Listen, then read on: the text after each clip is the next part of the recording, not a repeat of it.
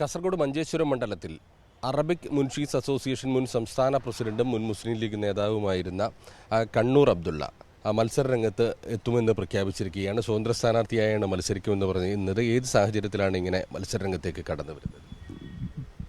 മത്സരരംഗത്ത് വന്നത് 7 വർഷം മുമ്പ് ഞാൻ നോമിനേഷൻ കൊടുത്തിരുന്നു സ്വതന്ത്ര സ്ഥാനാർത്ഥിയായിട്ട് മഞ്ചേശ്വരത്ത് MC കമറുദ്ദീൻ മത്സരിക്കുമ്പോൾ.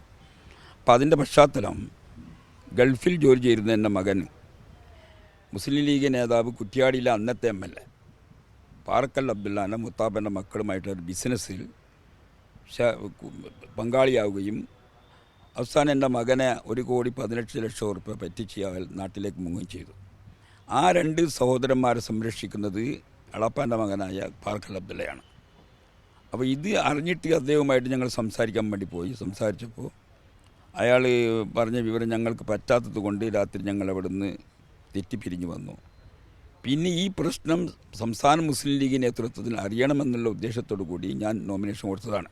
അങ്ങനെ വൈകുന്നേരം കുഞ്ഞാലിക്കുട്ടിയും ഏതുറഹ്മാനെ വിളിച്ചു പറഞ്ഞ് കുഞ്ഞാടി സാഹിബ് നിങ്ങളെ കാണണം, കാസർഗോഡ് റെയിൽവേ സ്റ്റേഷനിലെ എത്തണം, ഞങ്ങൾ അവിടെ 5 മണിക്കുണ്ടാവും. അങ്ങനെ നിങ്ങൾ 5 മണിക്കെത്തി റെയിൽവേ സ്റ്റേഷനിലെ ഗസ്റ്റ് ഹൗസിൽ വെച്ചിട്ട് സംസാരിച്ചപ്പോൾ കുഞ്ഞാലിക്കുട്ടി സാഹിബ് കുഞ്ഞാടി സാഹിബ് ഞങ്ങളെ സംഗതിയെല്ലാം വിവരിച്ചപ്പോൾ പറഞ്ഞ് ഞാനെല്ലാം അറിഞ്ഞിന്.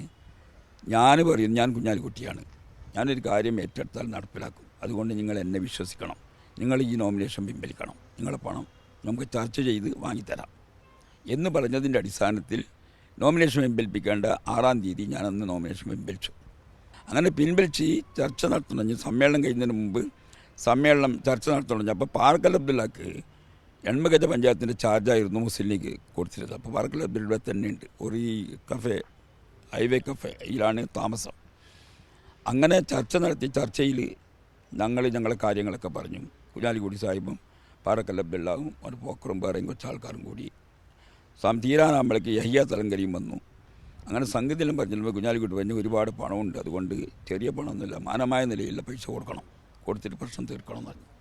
അപ്പോൾ പാറക്കൽ അബ്ദുള്ള പറഞ്ഞ് ഈ പിള്ളേരത്തെ പൈസ ഇല്ലയെന്ന് പറഞ്ഞു. അതൊന്നും പറഞ്ഞ് പറ്റില്ല, അവരിൽ നിന്ന് അവരുടെ കുടുംബക്കാരിൽ നിന്ന് പണം വാങ്ങിയിട്ട് ബാക്കി നിങ്ങൾ കൂട്ടിയിട്ട് കൊടുക്കണം, അപ്പോൾ ഒത്തിട്ട് കൊടുക്കാമെന്ന് പറഞ്ഞു. ഒത്തു 7 വർഷമായിട്ടും ആ പൈസ കിട്ടിയിട്ടില്ല. എത്രയാണ് കിട്ടാനുള്ളത്?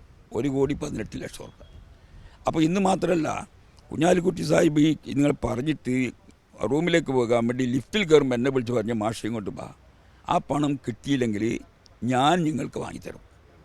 ഇതാണ് നമ്മളുള്ളത് നേരിട്ട്. ആ പറഞ്ഞ വാക്ക് ഇവിടെ പോയി നമ്മളെ പ്രശ്നമുള്ളത്.